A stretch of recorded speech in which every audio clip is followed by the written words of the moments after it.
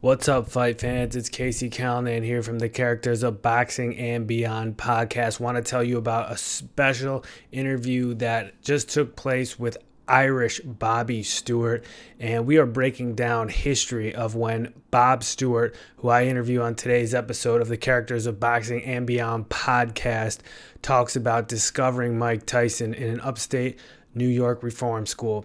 Bob Stewart is a former professional fighter, a national Golden Gloves champion, and we had to get to the bottom of a controversy that surrounds Bob Stewart, in my opinion, and that is how much was he compensated for discovering Mike Tyson, a man who could have, by all reports, become the most wealthy athlete of all time. He did not become that due to a plethora of circumstances, but Mike Tyson did make, in reports, of hundreds of millions of dollars, no doubt about it. And Bobby Stewart was never properly compensated by the people that he introduced Mike Tyson to, who would take Mike Tyson to this extremely lucrative career. And he talks about what exactly happened on today's episode. So if you are a Mike Tyson fan and you can't get enough Mike Tyson stories like myself, please listen to today's interview with Irish Bob Stewart on the Characters of Boxing and Beyond podcast as we get to the bottom of some mysteries in boxing history.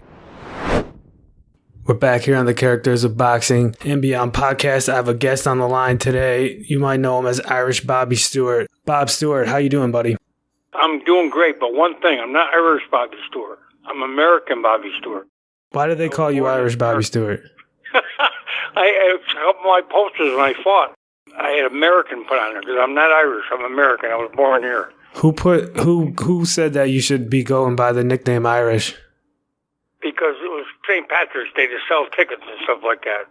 When I bought the main bout one time down by Albany, and I said, wait a minute, I'm American. I was born here. My ancestors may have been Irish. One of my robes was American Bobby Stewart. Tell me about the first time you saw Mike Tyson. What was that like? The first time I saw him, they called me from, I was working in the training school in a secure unit there, and he was in one of the open cottages. They called me and said, this kid, he's a pain in the butt and stuff like that, and he's a big kid and stuff like that, and we're going to ship him up there because he got an argument or a fight or something. Yeah, it had to be a fight. So I said, all right. So we I think it was 3 or 4 o'clock in the afternoon. So we had another staff come in, actually, and put him, we locked him in a room because you never know. He just got, he slapped the kid or he did something, and there's suicidal things and this and that. So we have to watch him closely to make sure, just for the first 8 hours or whatever. So we put him in there, and I kept calling over. I was like what they call a shift leader in my unit. So I would call over and say, how's he doing? I said, fine. Everything's yes, sir, no, sir. All he wants to do is talk to you. He wants to talk to Mr. Stewart because he wants to be a fighter. I said, yeah, so the rest of the guys. So we waited till, say this is 3, 4 in the afternoon. We leave at 11, so make sure all the other kids were in bed before we brought him back through, because if we brought him back at 8 o'clock at night, all the kids were out there, and he goes nuts or something like that. We don't want all the other kids involved and stuff. So we waited till 11 o'clock, brought him back over, put him in his room, and I went, and I would have got fired if they knew what I did, but he always wants to talk. They say he wants to talk to Mr. Stewart. So I slammed the door open, I ran in, I said, what do you want with me, kid? He says, Mr. Stewart, I'm sorry, I want to be a fighter. I want to be a fighter. So the rest of these guys, if they want to be fighters, they'd be out in the street, going to school, have a job, go to the gym after school, something like that. I know, but I'm a little screwed up, but I want to be a fighter. I want to be a fighter. And I still, to this day, I mean, it's easy for me to say now because success he's had, but something went through my head that night. There's never anything like that in my life. But I think this kid wants to try. I said, all right, let's see your behavior change for a couple of weeks, and then we'll see what happens. So I went to work the next day, and I said, we're looking to see he's in trouble, locked up, or this and that. I said, nope, he's still, they won't let him go to school yet, and stuff like that, because the kid, he had problems with in school. So he said, all he wants to do is talk to you. Anything you talk from Mr. Stewart, said all right, and stuff like that. So now I got him on the regular population. I said, well, you follow this and follow that. If you don't follow it, then don't talk to me anymore and stuff like that. He went from a 3rd to a 7th grading reading level in 4 months, which is really, I guess, really good. And so the teacher said, what happened to this kid? Because I held a thing. That's what you have to do with some of these problem kids. You find something they like. Hold it over their heads. You want to go skating tomorrow? You want to play baseball tonight? You want to do this and that? Then behave yourself and we'll see what we can do. Well, that's exactly what happened with him. And plus, he would always tell me, he said, you're the first white guy I trusted and stuff like that. I said, well, I don't know about that, but he followed through, did everything he's supposed to do. He had a couple of minor scrapes and stuff like that, but no big deal. And as he progressed, after I think it was probably a week or two, I started working with him, boxing with him, showing things and stuff like that. And I said, this kid, it was good for me because I hadn't fought in a couple of years. But I was still in shape for when I used to run marathons and stuff like that. So it was great because it gave me something to train for too because I got to stay. My boss would tell me, this kid's bigger than you. I said, you better be careful. He might. I said, I won't believe me. I'll stop before that happens. And that gave me more inspiration. I trained harder and harder. He didn't know it. But, so I stayed a step ahead of him. And I'd show him things at night. And everything you show them, you go to bed at 11 o'clock, the lights are out. The staff would say 3, sometimes 2, 3 in the morning. He's still up practicing in the dark because no lights, practicing things I showed him the night before. And the next day when we boxed, or next night when we boxed, he knew everything he's supposed to do. It's very simple. But it's hard, but it's very simple. For kids that are in trouble. You work, you find something you like to do. It's got to be something you like. And you work your rear end off, and you can be just like him. 6 years later, he's a heavyweight champion of the world, the youngest heavyweight champion of all time, only because he worked his butt off. There was a famous story that apparently when you took him to meet Cuss for the first time, you got in the ring with him. Is that true? Did you guys get in the ring together and spar? And did he back you up and give you trouble in that fight? Started looking good. I said, look, I brought him to Albany first, to the gym I used to go to, and they say he looks great. And I said, is Cuss, because I hadn't been around Catskill in a couple of years, and I said, is Cuss still working with kids? He said, yeah. So that night I went home and I called Cuss, and I said, Bobby Stewart. I said, yeah, Bobby, how you doing? It's good. I says, I got a kid up here you might want to look at. I told him, kid's 13 years old, 13 at the time, and stuff like that. When was he born? Cuss always wanted to know his sign. I said June 30th, and that's one of the good signs for heavyweights, I guess. So I got to bring him down sometime. Sure, whenever you want. So we made an appointment for like a week later or something like that. And I told Mike, I said, look, now we're going to show this guy's an old guy. He's worked with some very famous fighters. But more importantly, if you do good, he'll care about you and stuff like that. So I showed him different things with catch Cuss's eye, like flying out of the corner, doing stuff like that. Keep your hands up all the time and move your head after your punch. And he said, all right, so if you tell me to. So he kept worked all that week real hard. And I brought him down that night, hoping to. So we went in the gym, and what's his name was running the gym then, and he says, Teddy Atlas. Yeah, who I don't particularly care for because he said some nasty things about me one time. That's why I try not to mention his name. But he says, we got nobody big enough for him to box with. I said, no, I'm going to box with him. He said, oh, all right. So we went two rounds, and he was perfect. He could not have been better. Moving side to side, been forcing me to really fight. I popped him in the nose one time with a left or right or something like that, and his nose started bleeding. It was no big deal, but it went all over his face. So Teddy said after the second round, he said, Bobby, we saw enough. We don't want him to go any farther. And he stands up and says, oh, I'm sorry, but he said, Mr. Stewart won't let me quit. He always makes us go 3 rounds. I looked at Cuss, it was like a new person. he was smiling like a little kid. Anyways, we went the 3rd round, and he was good as ever. And so Cuss would take my my gloves off after the thing, and I said, I'm hoping I could bring him back another time.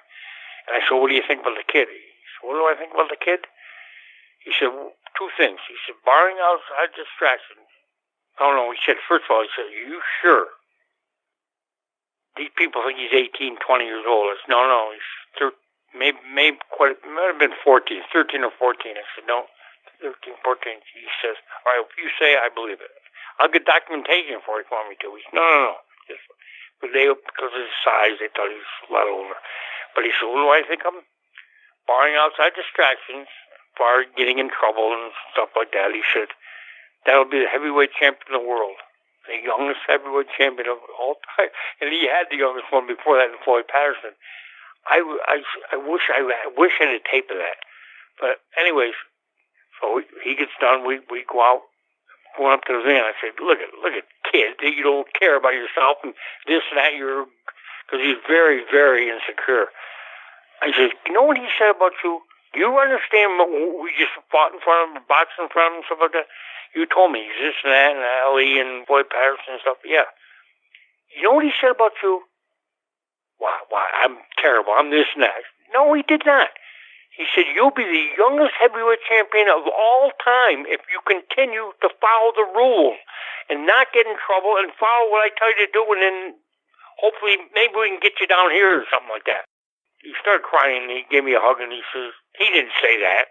You want me to say, I'm going to knock you out and stuff like we do a kid. We get back to Christ, we weren't even on a cat's gone through it, and he's falling asleep again. He used to sleep on the way down and back. But that was the first time. That was really, really neat. And people, I think it's been documented before, but it was really neat. And Cuss would call, then we talk each week. Well, I would bring him down there every couple of weeks or something like that. And Kevin or Teddy or one of them would show him different things, and he'd practice, and he'd practice like hell.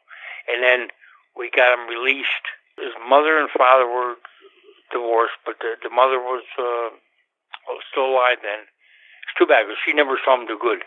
She only saw him do bad things. But she signed a paper saying Cuss, he could live with Cuss and Camille, and that's what happened.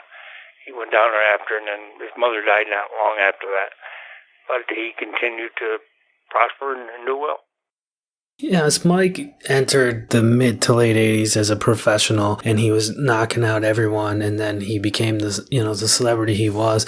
At least in the early days of Mike Tyson as a professional, were you involved in any of that? Did you go to some of those fights? Were you invited to the cards at Atlantic City?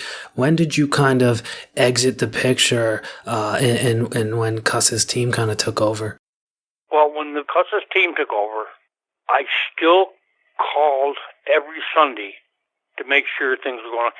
And a couple of times there was some minor problems, but I went down and took them away from there. I went to most of the fights in Atlantic City or Vegas.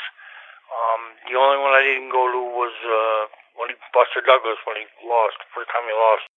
I lied. I made an excuse. I couldn't go. I'm not flying 20-some hours on a plane. I can watch it, and that's the only fight in the history of me that I ever watched on pay-per-view. I broke down and paid for the pay-per-view thing. Did you go to his fights in the 90s when he came out of jail? No, I didn't know. I sort of lost. I think he still respects me, or he did anyway, and he didn't. He knows, like, when he quit against what's his name and stuff like that, bit the ear and stuff like that. He knows what I would say to him. You're a quitter. You're a loser. Why, if you get knocked out, it's better than biting the ear. That was just a way to get out of the fight, because he wasn't knocking Holyfield out. It was sad. That was the worst night ever of my relationship with him. That was the worst night ever. Were you there? No. When Don King got involved, I was sort of kicked out. You mentioned Teddy Atlas in his book. He mentioned you, but what were you referring to when you said that Teddy said some nasty things about you? He said the one thing I remember was he said, well, Stewart took him down there. He had a couple of amateur fights up in around Albany or something like that. I had 50 amateur fights. I was a national champion. I beat Michael Dokes when I become heavyweight champion of the world. I beat him in the finals. I fought Eddie Davis, number one contender in the world in the pros, and he never fought nobody. He quit, and a couple of times I was told he quit the fights and stuff like that. But he said Stewart just a half-ass amateur brought Tyson down here and stuff like that. And a couple of times they said, he couldn't shine your shoes and stuff like that. I said, I know, but he's still good for Tyson, so that's the main thing. And I just don't like his attitude. He would be nothing without Customato. He again, this is from Teddy's book. He said that when Cuss died in, I think, 86, there was a lot of promises, I guess, of what kind of compensation you would get paid out for, once Tyson made it to the big time and started making the money that he did. In the book that Teddy wrote, he said that, you were never compensated, but further down the line, I guess Kevin Rooney had convinced somehow Jimmy Jacobs to write you a check for $10,000. Is that true? No, it's a lie. It's I don't know. I never read his book. I wouldn't read it. Wouldn't give him the thoughts of this. But when Tyson won the title, 86, okay, Jacobs called me and said, would I please come to New York to meet with him and Bill Caton on something? I said, what? He said, well, when Cuss died, when on his Cuss's dying bed or whatever, he didn't know Will, but he said he said to Jacobs, I guess, he says, if and only if Tyson wins the title, Bobby, is supposed to get X amount of dollars. So anyways, I go down there with my ex-wife, and he gives me a check for $10,000, which to me was a huge amount of money at that time. And so I took it and thankfully put it away because it was a payroll check, so it ended up being like $7,800 or something like that. But then I got calls from, I think it was more than one person. Jimmy Breslin, he was a writer for the New York Post. A couple of sports guys called me. Jimmy Breslin was one of them. And then he called me and says, you remember Jimmy Breslin? I've heard the name. I'm not sure I've ever read anything from him. All right. Well, but he's gone now. I'm sure he's away. But they called me and said, what did I do all the money that Jacobs gave me? And I said, what are you talking about, money? Nobody gave me any money. Because they told me, that's one thing Jacob said. This is from Customato, not from me, not from Tyson, not from anybody. But this is what Cuss said to give you if and only if Tyson won the title. $10,000, like I said, it was a payroll check, so it ended up being like $7,800 or something like that after taxes. But to me, I didn't expect any money and stuff like that. But what happened was, Breslin says, he talked to Jacob, he said, what did you do all the money that Tyson gave you? I said, wait a minute. Tyson didn't give me any money. What are you talking about? So well, Jacob said, I'm sorry, not Tyson, that Jacobs gave me. He said, Jacob said he gave you $100,000. Cuss left in his will. If Tyson, and only if Tyson won the title, you're supposed to get $100,000. Obviously, I never talked to Jacobs again or Caden, not that they cared or anything like that, but can you imagine screwing a regular guy out of their millionaires and stuff like that? And that was the money that 8,000 or something like that ended up with. That's it. But Breslin had information, this former writer had information that Cuss was going to pay you $100,000? No, Cuss was dead. But he left it to Jacobs. He told Jacobs, if Tyson wins the title, and only if he wins the title, I was to get $100,000. Well, Jacobs turned around and gave me $10,000 instead of $100,000. What was Jimmy Jacobs like as a man? I read about him. He was apparently the best handball player of all time, but had this collection of fight films and was obviously a very aggressive businessman. What'd you think of him? I loved him when I first met him and stuff. I was admired him. He was like, at the time he was 50 years old. And his stomach was like a washboard. I mean, such good shape and stuff like that. This guy's a rich guy, and he still keeps in shape. He's a handball player, tennis player, all that, like you say. And I always liked him until I see how screw a little guy, just like screw a regular guy. So wow, that's class, real class. So I know nothing good to say about him or Kate. Now, I was reading an article that a writer based in Nevada, Charles Loomis is his name, and he had mentioned that... You know him. He's from where I live. He's from Amsterdam, New York. Absolutely, yeah. And he wrote a nice piece about you. Yep. He wrote a nice piece about you, and he said that Tyson did end up cutting you a check. Is that something you can confirm? Yes, he did. I don't know that he even knows he did it, because I talked to him one time after. He said, "I didn't give you no money." Well, somebody did. It was his people around him did. Are you comfortable telling us how much that check was for? No, I'd rather not.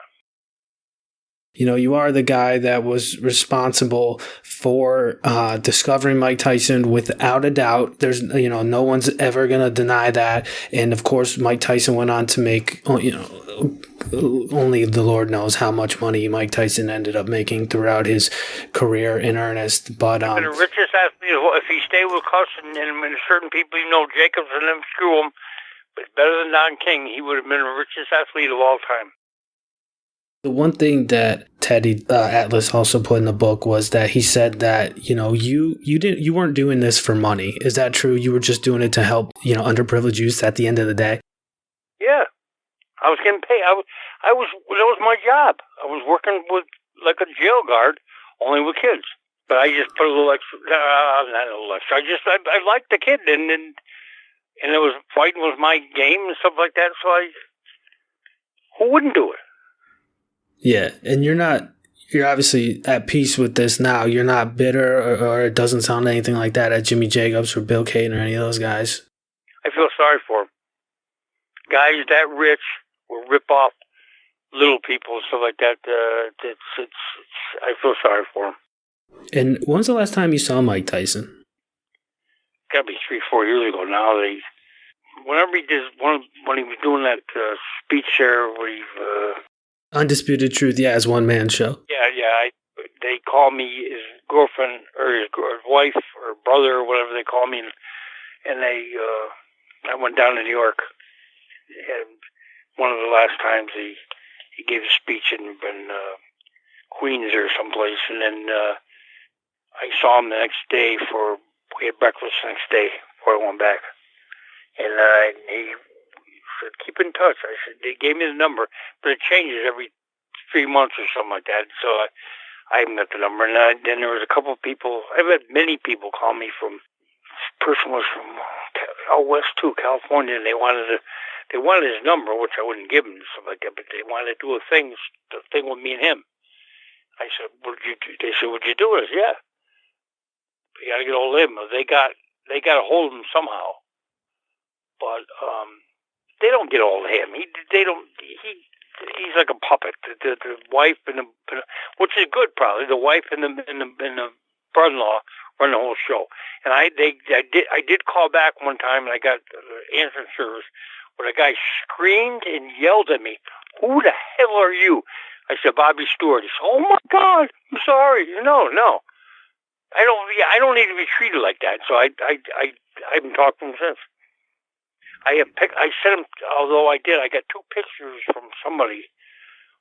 Him when he was like 13, 14 years old, he was skiing because he did real well. And then they used to take the kids skiing up here, upstate New York. And I got a picture of him alone on the skis on the ground. And I sent him that and another picture of me and him in one of his first flights. And I never called back, never. So, like I say, I don't even know if he gets his mail. They probably go through his mail before. Yeah, it's sad. Why do you say it's sad? Some stories would I could make $10 billion if I want to tell all the stories and stuff I know and stuff like that, but I would never do it. I mean, the negative stuff, It's just too bad. I'm going to lower myself like Jacobs and Caden. And was Jacobs your manager when you fought? When I turned pro, after I won the National Golden Gloves, they said, "Oh, this is a big top guy." So They were half my manager. Matt Bransky was half, and him and Kane were the other half. And you fought on what ended up being the undercard of the Rumble in the Jungle. It was not fought in Zaire. It was that in Massachusetts?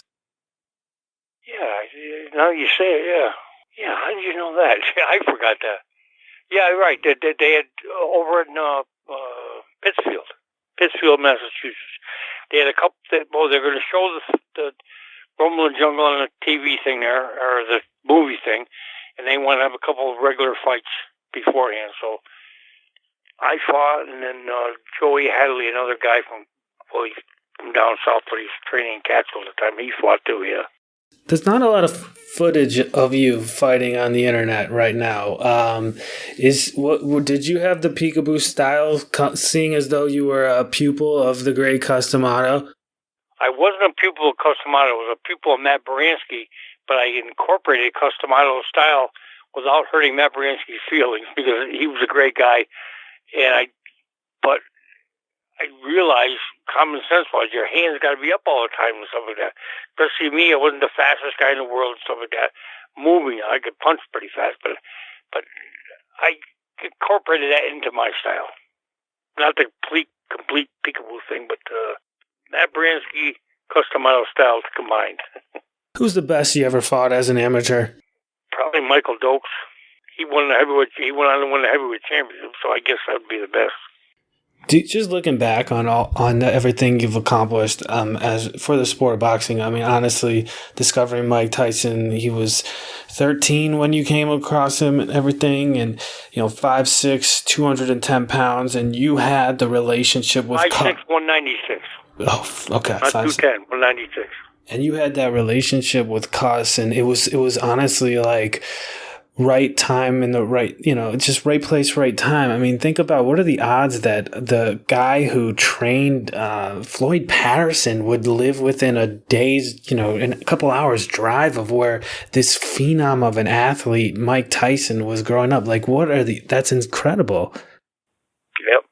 Do you have any regrets on any of it, looking back on it? Because if you're looking at this from an outside perspective, you made every single right move. You were not too arrogant or self-centered to think that you alone could take Mike to the promised land. You delegated, but do you have any regrets with how everything shaked out?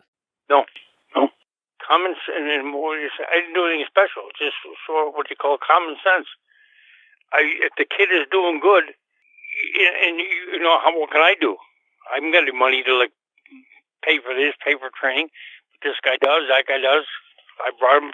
I did the best thing I could do for the kid. Anything else before we wrap up that you want to tell us about Cus D'Amato? I know that just when I think of Cus D'Amato, he almost feels like this larger than life figure that discovered Tyson and Floyd Patterson. What else can you tell me about Cus? The only thing I can say about him is the smartest man I ever met. In what way? Was it like a street smarts or just everything? Common sense, street smarts, and was not afraid to fight the system. They could call him nuts, and he'd say, "Fine, then don't listen to me." Stuff like that. He was a genius as far as I'm concerned. Way ahead of his time. And you entered the ring with Mike a lot, and he always gave you trouble, or did you always kind of, at least when he was in his early teens, did you show him who was boss? Yeah, I had to. Because I was working, I'm a guard, and he's an inmate. I can't let the inmates can't be beating the guards up. If I thought to the point where I couldn't handle him anymore, I would have to stop boxing him. I would have to get somebody else or bring him to Catskill more or something like that. But no, it was fun for me because it gave me something to train hard for because I hadn't fought in a couple of years and I was running a lot and stuff like that. Like I was lighter than when I fought. I was down to 170 some pounds. But I just worked hard and I would not let him ever think that like I was intimidated or anything like that. It was a good thing for me. The last time I boxed him, he was 16 years old. He won that, and he went on and won the national championship in heavyweight class. I forgot where he fought. So that was the last time I boxed him when he was 16. How many pounds was he, you think, at that age? He was like 200. I think he had a fight in him. It's like heavyweight and super heavyweight. I think heavyweight, he was either right around 200 pounds. And how old were you at that time when Mike was 16? 16, I would be about 30. I'm 14 years different. I think about 30. And so he's 16, you're 30. This is again going to be the future, the youngest heavyweight champion of the world. How did it go? I won every time. I always outpoint him every time. I don't remember the actual time, but I remember that I was about 6'8". The last time I boxed him was before he won the Nationals, and he was 60. Had to be 16 to win the Nationals, and it's the last time I actually boxed with him. I don't remember how many times I go down once a month, once a week, whatever, but that's the last time I boxed with him. I remember that. When I had him in the institution, we worked every night to get him better and stuff like that. Then obviously went down to Cascade, boxed with the guys down there. You've been more than gracious with your time. American Bobby Stewart. What are you up to now, man? What do you do with your time? I was working with the Social Security office where I was a security guard in there for a while, up until about almost a year ago now. Then they laid me off. And so I'm actually, I cut lawns. I help older people. I shovel sidewalks, driveways, cut lawns. I ride a bike every day, work out every day, cut firewood a lot, split. I used to sell, but I'm stopping doing that. I heat my house by wood, so I just goofing around. If you don't mind, how old are you now? I was 68. This is the man who discovered Mike Tyson, Iron Mike Tyson. Arguably at the time, he was the biggest phenom in the history of boxing, and certainly the entire world knew about Mike Tyson. And you've been listening to the man that discovered him, American Bob Stewart. Thank you for your time. Thank you, sir. Thanks for listening to the Characters of Boxing and Beyond podcast. This podcast is brought to you by Clear Contender Media. For more, visit us on clearcontender.com.